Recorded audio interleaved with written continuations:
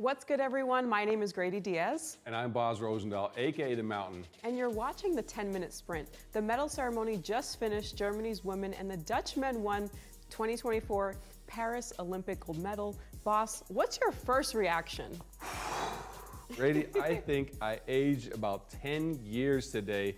Look, first it was Germany picking up that gold medal in a very tight game, and then my Dutch guys won 3x3 gold. I still can't believe it. I think I might have shed some tears of joy on my shirt there. Couldn't get my contacts in, so I wore my professor glasses for you today. But wow, what a day. Just incredible. How about you?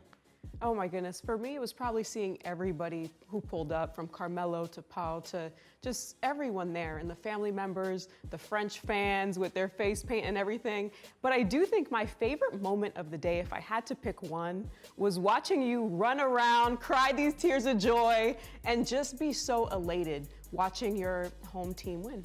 Oh, it was so good. All right, so here's a look at the women's podium. Germany wins gold, Spain takes silver, and the USA bring home the bronze. And in the men's tournament, the Netherlands win gold, France struck silver, and it was Lithuania who brought home the bronze. How did Germany win the women's tournament? They took care of business from day one. Against all odds, they were 6-1 and finished first in the pools, and today in the last two games, they were money in the clutch. Oh yes, it all started with an incredibly tight game against Canada in the semifinals, a 16-15 win where Sonny G, Sonja Greinacher simply took over. 11 points, 5 rebounds, and with Dirk Nowitzki sitting courtside, his signature fadeaway to win the game. And in the final, you want more adrenaline? Another 1-point win, 17-16 against Spain. And you know what I liked the most? This time, it wasn't just a one-woman show. Every player on the team showed up and scored between 4 and 5 points apiece. Such a team win for Germany. Yeah, definitely. Look, every day on the show, Greydy, we've had a team expert on. For the last days of competition, or the last day of competition, I'm sorry, we're gonna go big. Not one, but 2 experts. And to speak about Germany, we bring you Alexandra Wilke, who played on the women's series with Team Germany, and Leon Vertig, who plays for the German men's national team. Alexandra first, then Leon second. How are y'all feeling right now? This is huge. It's crazy. I just saw the girls like fighting out there and busting their asses off, and it was just huge for German basketball. Absolutely. And what do you think made the difference for Germany in the final?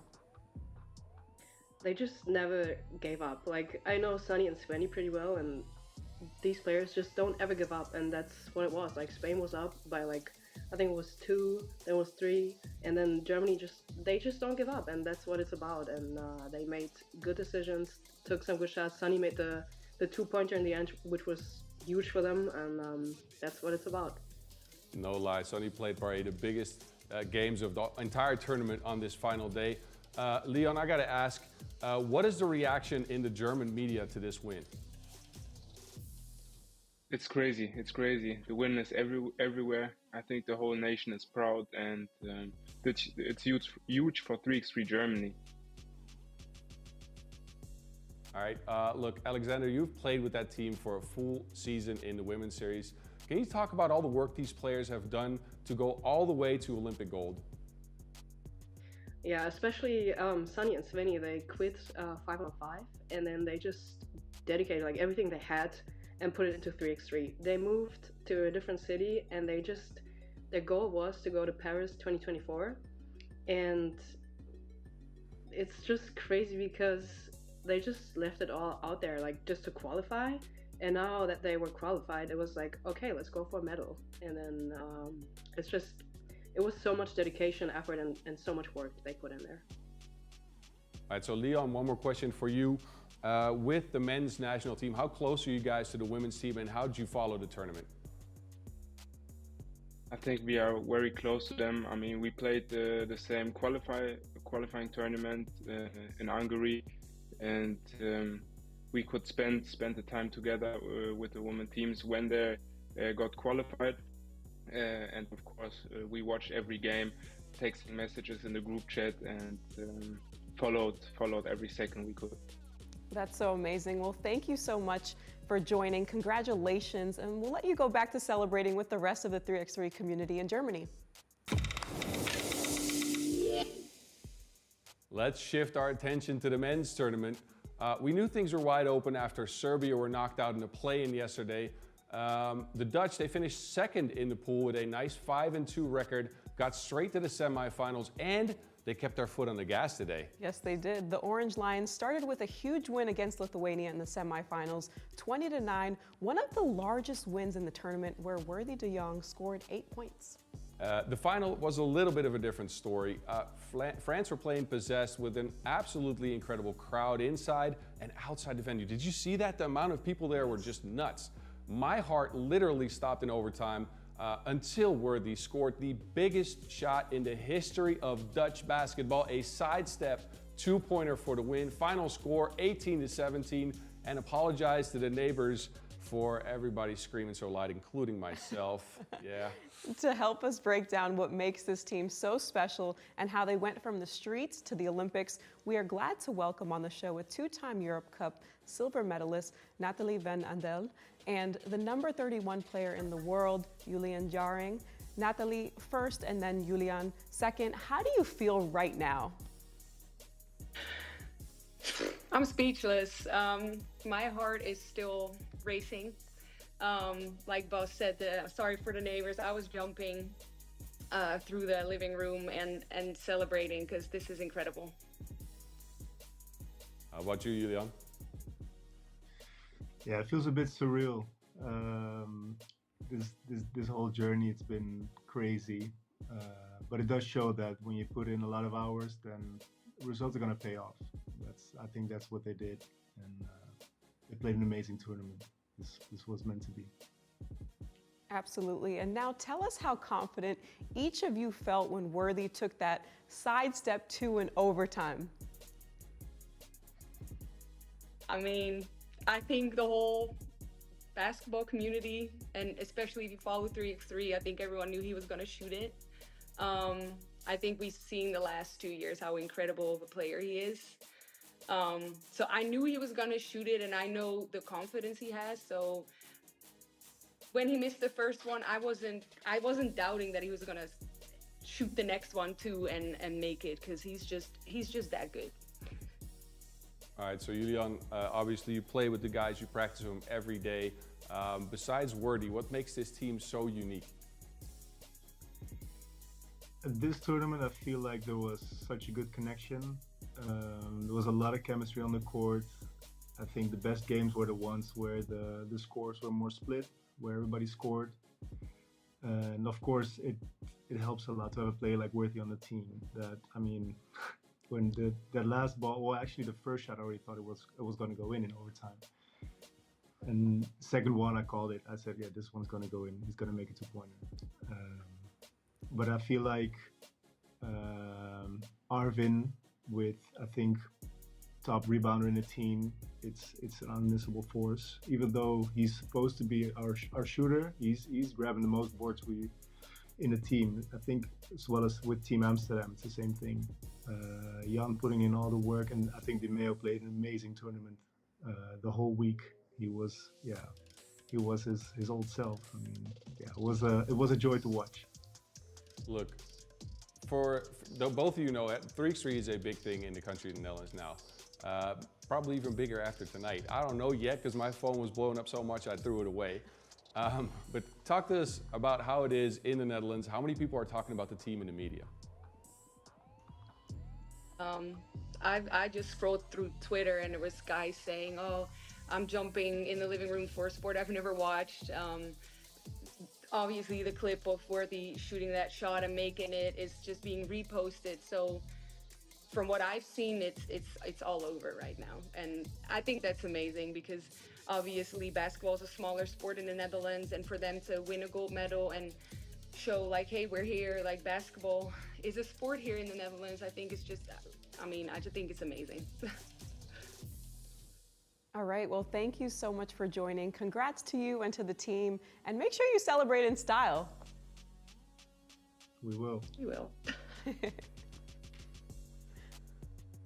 All All right, look, Grady, I've been in this situation before of winning silver, right, at the 2017 World Cup. And it's always heartbreaking to finish a tournament on a loss, but I thought we should take a moment to congratulate Spain on an amazing tournament. Absolutely. I don't think many people had Spain getting to the Olympic final, but the team was absolutely fantastic. They showed some nerves of steel all tournament and won their 2 games in overtime. The final was just one close game too many. Sandra Higueravide finished 5th overall in scoring and was one of my favorite players to watch in Paris.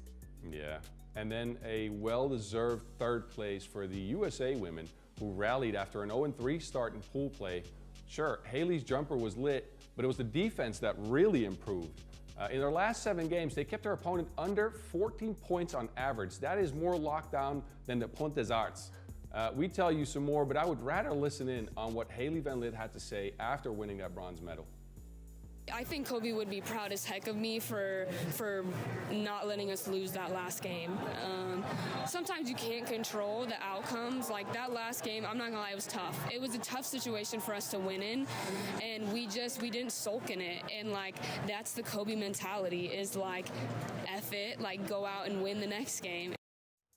It's incredible to see how his impact has really made its way to so many players around the world, right? Yeah, definitely. And there it is, the final standings in the women's category. We don't have time to go through all the teams ranked 4th to 8th, but I'll give a shout out to Tiffany Hayes, who had the best crossover and the best shoe game in the Olympics. Credits to Australia too, who were killing it on my fantasy team and could have won it all if Lauren Mansfield had not injured her back in the pool phase. Yeah, definitely. Going back to the men's tournament, massive credits for France for reaching the finals. I can't believe they came back from a 4-game losing streak in the pools, and then they beat Serbia and Latvia, previous world champ and Olympic champions, back-to-back in front of an incredible crowd. They made my heart stop in the final against the Dutchmen. I aged about 10 years in that game. Nobody believed in them, and they played incredible. Bravo. Absolutely, and congrats to Lithuania on winning the bronze medal in Paris the hard way. Their big man, Pukelis, carried the team on his back. He scored the most points, the most 2-pointers, and grabbed the most rebounds on the team. What struck me is that they didn't give up after a one-sided loss in the semifinals against the Netherlands. They came back with a new energy in the bronze medal game and won a 21-18 nail-biter against Latvia, who were the reigning Olympic champions. Yep. And there it is, the final standings in the men's category. Look, we've talked about the top 3. Serbia, an early exit, obviously. I'm gonna miss the southpaw spikes for the polar bear from Poland. They ended up in 6th, and the drives from Ning Zhang from China in 8th were cool as well. That's your standings for the men. Absolutely. Well, boss, this is a moment of the show where we will focus on the players, and today we want to play a little game. Instead of just naming one player of the day, like we did in the previous shows, we will give you our personal team of the day like we did. And to get a bit of a steer, we will start by looking at the scoring charts in the women's category. Yeah, for sure. Take a look at the scoring charts. Sunny G ending up on top. Not only did she hit a game winner to get them to the gold medal game, she hit 59% of her 2-point shots. That is incredible, especially if you think about the fact that she played with a broken hand. You can see the Plouffe sisters on there. Both of them had kind of a slow day. Tiffany Hayes didn't even make it to the medal rounds, and she's in the middle there. And Sandra climbed all the way up to 5th today. Then on the men's side, let's see if we can get that graph. Maybe not. Well, I think we're going to go to the women's team of the tournament first. I apologize. All right, so as you know, points is just one of the metrics for individual performance based on player value, which is an aggregation of all the main stats. And on my own eye test, here's my team of the tournament. All right, so first up, MVP, I have our girl, Sunny G. You know, she led Germany, which I believe were the underdogs coming into this tournament. They beat USA in their first game, and for me, that made me think, hold up, this team might make it really far if they're beating the USA in game 1. Big statement. Sunny had an impressive p-value of 7.4, and in the gold medal game, she had a team high 5 points out of 17 points, which is pretty good. Yeah, I like it. Who are your other two players? All right, I had Sandra Igueravide. The way that she led her team, especially in the big moments, except for that gold medal game, she didn't really show up as much. But again, she was one of the most exciting players the entire tournament. And she's 39 years old, which is 19 years older than the youngest player in this tournament. So overall, she was just really fun to watch. And at third, my girl Alex Wilson, she was on my fantasy team. She showed up a lot, especially with Lauren Mansfield being out with that injury. She averaged 7.1 points per game. And how could we forget her many game winners this week? Yeah, you're right. Look, I think I have to agree with most of your team here. I got Sunny G as my MVP as well. Again, she played through a broken hand, but what I liked most was her veteran leadership. Again, the youngest player in the tournament was also on her squad. You talked about her, Elisa Mavius, and Sunny G kept on helping her in hard moments. I think that's a big reason why Germany got the gold. I'm gonna have to pick Sandra Igueravide as well. Finally, we agree on some players. Right? Sandra was, I think, the most clutch player out of all players on the women's, and every time Spain needed a bucket, she came through. So I'll give her a spot on my team of the tournament as well. And then third, I'll take Haley Van Lith. I think her spirit got Team USA going after a very slow start in pool play. I think, again, she is one of the big reasons why they upped their defense. So I'll give her a spot on my squad. Yeah, and it's not really how you start, it's really how you finish. So to see them medal after such a rocky start was really impressive, and it was due to her leadership, especially towards the end. Yeah, for sure. Yeah. All right, well, let's get to the men's top scorers. I think now we have the graph. There you go. Atop the boards, Las Manas, who had a huge day today. He had 20 points, but his team lost twice. So I'm sure he's going to want to get that day back. It wasn't enough for Latvia. Worthy also climbing the charts. Again, he had an ankle injury earlier in the tournament. Really stepped up big on the last day of pool play for the men's, as well as today. Then Pukelis, you talked about them. Did you know he hit 100% of his free throws on the tournament? He didn't miss. Wow. Every single one of them. And then Norris Miezes, who had a slow day. You can see him tied for fourth and fifth there with Kenyon Berry, who obviously didn't play as USA was already knocked out. I want to give a shout out to Miezes because he hit the most twos in the men's tournament. He hit 20 on the tournament. That's a lot. Yeah. So team of the tournament. You want to start us off again? Ooh, sure, why not? So I have Worthy at MVP. He was the spark plug for the Netherlands. My goodness, his game winner, especially tonight, was beautiful, and he had crazy bounce. Did you see his dunk in that gold medal game? Yes. Oh, that was beautiful.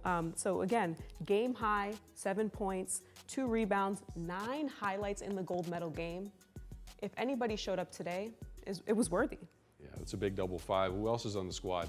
Vergiat, actually. He showed up in some of the biggest moments. You know, he didn't always score the most points, but he was that player, again, two-way. Offense and defense, which I appreciate.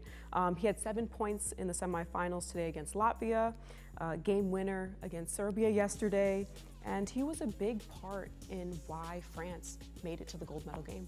You're right. And my last guy, Pukelis. All right. I love me a big man, and I don't think Lithuania gets this far without him. Yeah. At all. In the bronze medal game, he had 5 points and 6 rebounds. He averaged 7 points per game, and his p-val average was 8.4, which was third. That's pretty good. Some agreement, some disagreement on this one, right? So Worthy, my MVP as well. Biggest shot of the tournament, biggest shot in Dutch history in basketball. He hits it. But before that, he got them to overtime. After a rebound, he drove to the hoop, tied the game up, then took it to overtime, sealed the deal there, picked up a gold medal for the Dutch.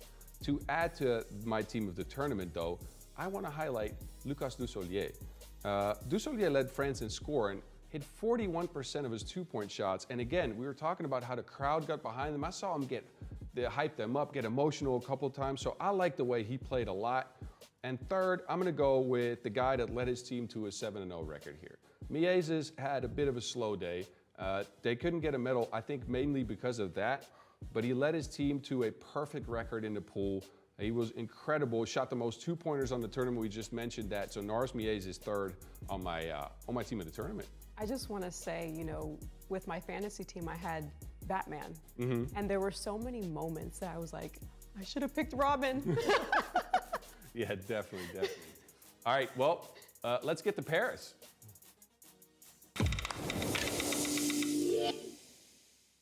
I think this guy might have his own opinion about the tournament MVP. It's time for us to bring you our old friend, former U.S. national team member, Dan Mavridis, to go behind the scenes at the Olympics at FIBA3x3 Paris. Great, thank you for having me. Hi, Dan. Great to see you both again. Great to see you. It's been a fantastic production, and I've been following along here in Paris while I'm watching the games. So thank you for keeping us all up to date. Absolutely. And you just left the medal ceremony to be with us tonight. How emotional did it get during the national anthems? Very emotional. You know, as an athlete, and I think anyone watching the Olympics, it's an emotional moment. You can imagine how much sacrifice and dedication and grit and determination went into that one moment. And it was beautiful. All the athletes were very proud of themselves, and all of their peers and family members and the fans in attendance kind of came together to just experience that moment. Look, we could all see the vibes were incredible all week, but to me it went to another level today with so many public personalities, former NBA greats, Carmelo Anthony, Dirk Nowitzki, Jorge Barbosa, Paul Gasol, as well as some royalty out there too. How was the atmosphere today? You said it. There were kings, prime ministers, there were global icons across sports. So that was a really special environment today. I'm glad that the French men willed their way back into the finals, and for the home crowd, that was a very special thing. And yeah, everyone coming in and supporting the game. You know, I can't stress it enough, coming from the Tokyo Olympics where there were no fans. It was an amazing inaugural experience, but completely different. And I'm not sure, don't fact check me on this, but it felt like over 10,000, maybe 20,000 people outside the venue watching in.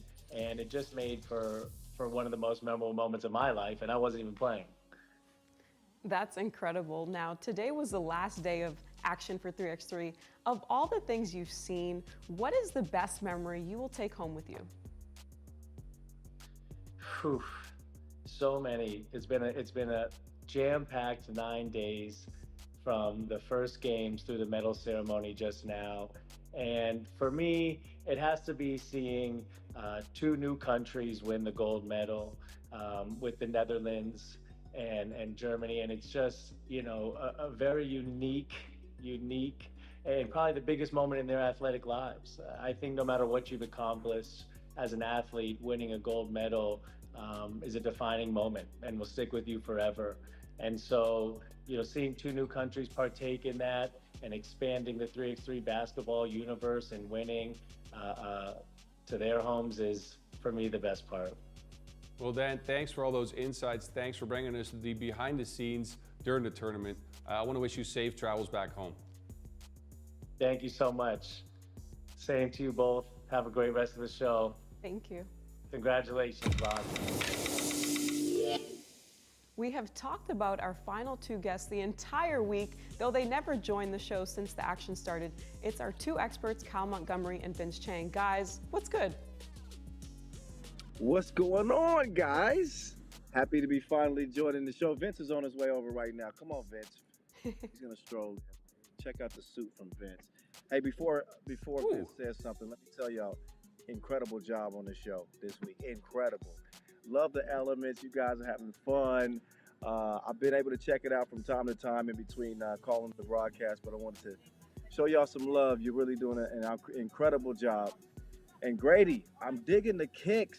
Thank you. Those powder blue fours, come on. Yeah. Vince, I see you out there looking sharp too. Look, guys, we did all our predictions before the tournament and before the final day. And nobody had Germany women winning the tournament. How stunned were you guys by the medal games? I mean, could I take that over? And he said it online, and I said the same thing. Even with a broken wing, some people can fly. And Sonia Graneker definitely has proven that she's one of the top women's players in 3x3. And then you have Mavius, who's one of the youngest, who definitely learned from the amazing tutelage of Sonia Graneker. Brunkhorst was amazing. Reinhardt doing her thing in the corner, knocking down essential twos. And you just saw the versatility and experience of Germany and how they know this game better than anybody else. And again, the dark horse is nothing to shy about because they've proven that they are a gold medal team. I would say they were considered an underdog for a variety of reasons. Coming out of the qualifiers, they got there thanks to Svenja Brunkhorst's last-second heave right at the buzzer. That was number one. And then Greiderer breaks her hand 3 weeks heading into the Olympics. Luana Rodefeld, a longtime member of that team, she's not able to play. So they had to make adjustments late coming in. I don't think anybody picked them, and I don't think anybody had reason to pick them coming into the Olympics. But I'll tell you what, Sonja Greiderer is an all-time great.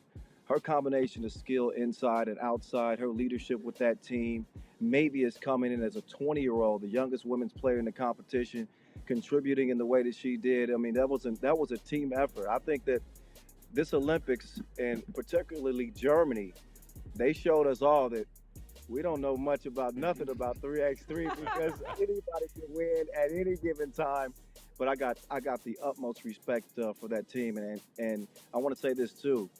Make sure that you show love to Luana Rodefeld because she's as big a part of that gold medal as anybody on that team. So shout out to her.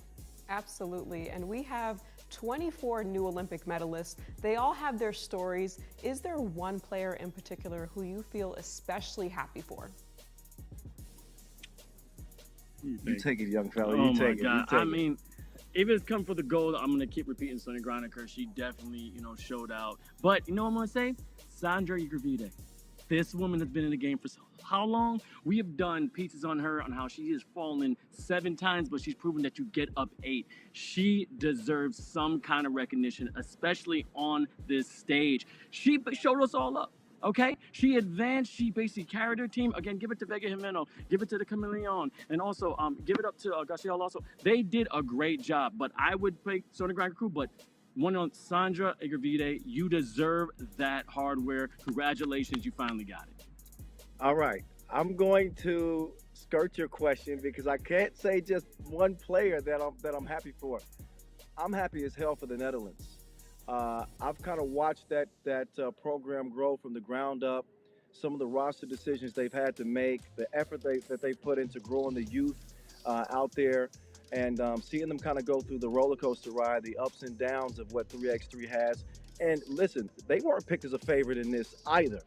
So seeing DeMeo Vanderhorst come along in 2018, that's back when his hair was cut low and we didn't know who Dimes was. Arvin Slaughter staying consistent with this team and still delivering at the age that he's delivering. The MVP of the final for me is Jan Driessen. Jan Driessen was huge for the Netherlands in that final. I know that Worthy hit the game-winning shot. So I'm happy for all 4 of those guys. And I'm happy for Worthy as well. I've had a lot of respect for him since he's joined the league. He's confident, and he backs it up. He hits an iconic, legendary game-winning shot. And I think he cemented himself as the best player in the game right now.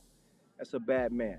And I know you want to say something, but I say this. Another person that needs something. It's not a person. It is that 4th man. The fans out there in France.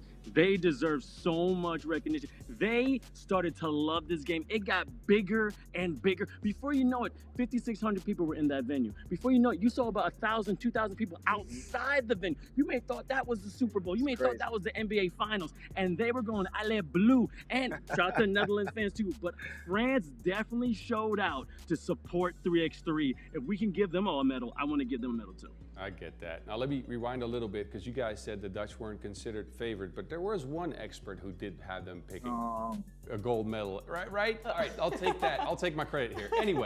Anyway, you guys have covered the 3x3 tournament for NBC Sports all week. Kyle first, Finn second. What do you think the Olympic tournament has already changed of the perception of 3x3 in the United States? Well, they respect the game. They respect the game. The format itself is going to draw a lot of attention because it's unlike anything they've ever seen before. I'm not even going to mention some other league that's talking crazy, but there's no 3x3 league that compares to FIBA3x3. This game is fast. I think people are getting an understanding and an appreciation for the players. It was exciting as hell. All these game winners, these overtime contests, these games decided by 1 to 2 points.